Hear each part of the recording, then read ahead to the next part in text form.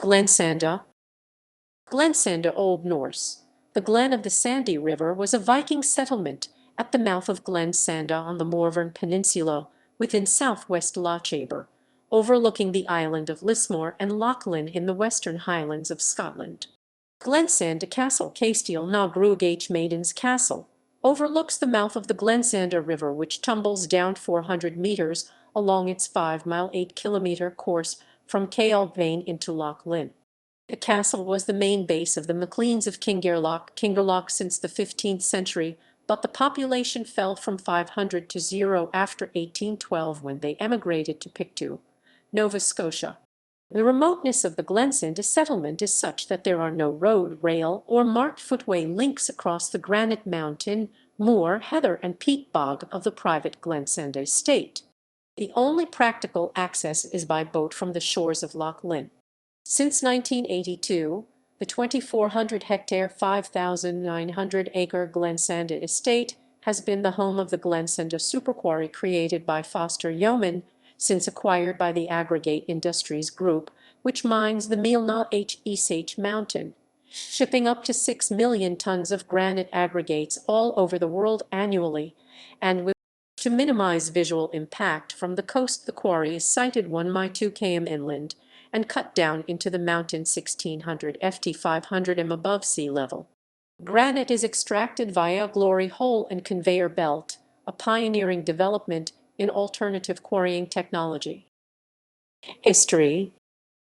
Little is known of the glen before the Viking Age, when it was part of Del Raiata, a Gaelic over-kingdom of the western seaboard of Scotland in the late 6th and early 7th century.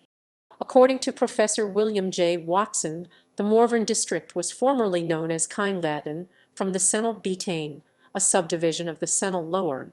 Glensanda was a Viking settlement at the mouth of Glen Sanda. The Vikings are thought to have led their first raids on what is now modern Scotland by the early 8th century AD.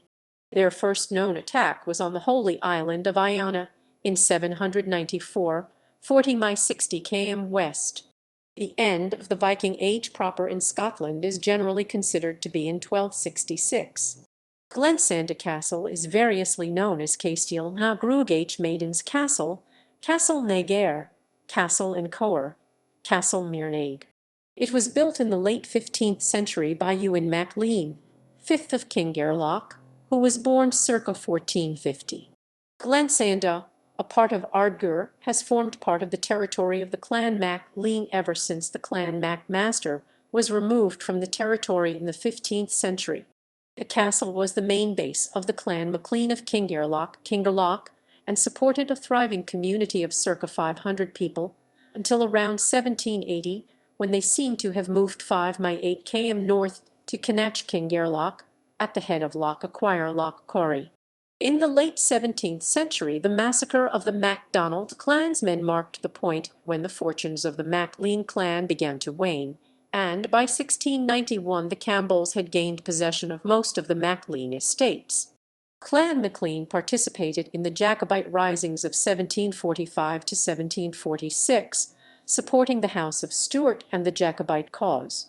Many members of the clan were killed fighting at the Battle of Culloden. Many Macleans dispersed to other countries such as Canada, the United States, Australia, and New Zealand. In 1812 Sir Hector Maclean, the 7th Baronet of Morvern and 23rd Chief of the Clan Maclean, emigrated with almost the entire population of 500 to Pictou, Nova Scotia, Canada. Thus, the Macleans appear not to have been involved in Highland clearances. Sir Hector is buried in the cemetery at Pictou. English landowner James Forbes, 1753–1829, of Hutton Hall, Essex, bought the estate from Sir Hector Maclean in 1812 and subsequently had the existing house at Kinach extended to become the first Kingerloch house. James Forbes' daughter Charlotte married Major General Sir Charles Bruce, KCB, to become Lady Bruce, and was the mother of Charlotte Campbell Bannerman, 1836–1906, the wife of Henry Campbell Bannerman, Prime Minister of the United Kingdom. In 1888 or 1881, the estate was purchased by John Bell Sheriff, Esquire of Cairnvale, a distiller and industrialist from Glasgow, and Falkirk for £30,140. In 1902, George Herbert Strutt (1854–1928), a fifth-generation cotton tycoon from Belper, Derbyshire. In 1930, Arthur Strutt (1908–1977) married Patricia Cabell 20 October 1911–July 2000, daughter of a New Zealand sheep farmer, and granddaughter of John Cameron, a Scottish cattle drover from Corrichoily, Spian Bridge having been introduced by his sisters who were attending the same Swiss finishing school. Arthur Strutt died on the estate in 1977, although his body was not found for 5 years. Mrs. Strutt was a renowned stag hunter, having shot circa 2,000 between 1930 and her death, more than any other woman in Great Britain. The final solitary resident of Glensanda died around the 1950s. By the 1980s, Glensanda comprised the ruined tower of the 15th-century castle, a couple of derelict cottages, and a wrecked cattle shed. It was known as the larder of Lorne to poachers of red deer and salmon.